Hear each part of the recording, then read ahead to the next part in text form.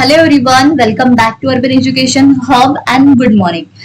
Exercise 6.3 का question number 9 कर लेते हैं, जिसमें आपको फिगर दी गई है और बताया है A B C and triangle A M P. ठीक है, ए बी सी मतलब कौन सा आपका ए बी सी ये हो जाता है, दूसरा ए एम पी मतलब ये दोनों एम और बी आपके 90 डिग्री दी है. ठीक है, right angle at B and M respectively. So that prove that triangle A B C similar to A M P. ठीक है, ए बी सी और ए एम पी आपको सिमिलर बताना है और उसके बाद में दूसरे इसमें बताना है C A upon P A equals to B C upon M P. ये हमें यहाँ पे शो करना है. ठीक है, आप सबसे पहले हमें जो प्रूव करना है वो हम यहाँ पे लिख देते हैं. कौन से ट्रायंगल हमें बताना है, triangle A B C and triangle कौन सा आ जाता है हमारा ए एम पी. ठीक है, अब यहाँ पे जैसे कि यहाँ पे B और यहाँ पे M क्या है आपका 90 डिग्री है, तो सबसे पहले हम उसी का यूज करते हैं. तो ये क्या हो जाएगा आपका A B C equals to ये दोनों आपस में इक्वल हो जाएंगे और कौन सा यहाँ पे ए एम पी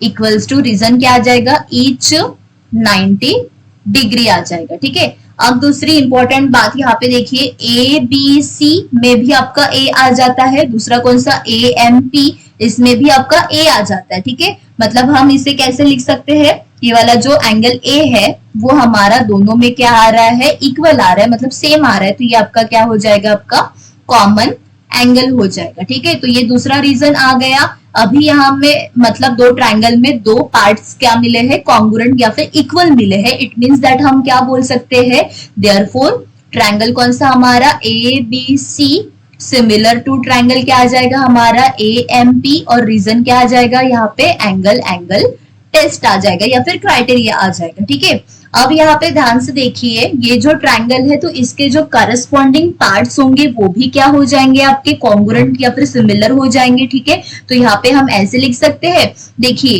ये ए सी या फिर आप सी ए भी लिख सकते हो, तो ये आपका आ जाता है सी ए. ठीक है, तो यहाँ पे क्या आ जाएगा आपका पी ए, मतलब फर्स्ट और लास्ट मतलब लास्ट और फर्स्ट लिया है, तो यहाँ पे भी इस ट्रायंगल का हम लास्ट और फर्स्ट लेते हैं, तो ये आपका क्या हो जाएगा पी ए हो जाएगा. इज इक्वल्स टू क्या, दूसरा हमें क्या चाहिए बी सी, मतलब अगर हम यहाँ पे बी सी लेते हैं ये वाले सेकंड और लास्ट, तो यहाँ पे हमें क्या लेना पड़ेगा, एम पी लेना पड़ेगा. ठीक है, तो ये क्या आ जाएंगे हमारे और रीजन क्या आ जाएगा, ये हमारा करस्पॉन्डिंग पार्ट्स ऑफ, यहाँ पे मैं पूरा लिख देती हूँ, करस्पॉन्डिंग पार्ट्स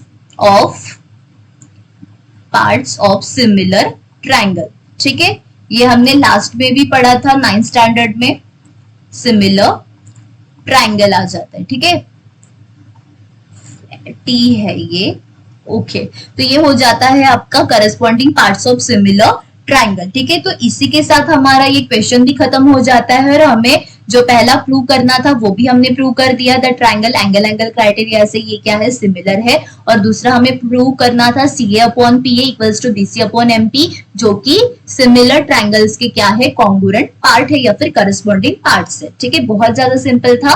अब मिलते हैं क्वेश्चन नंबर 10 में.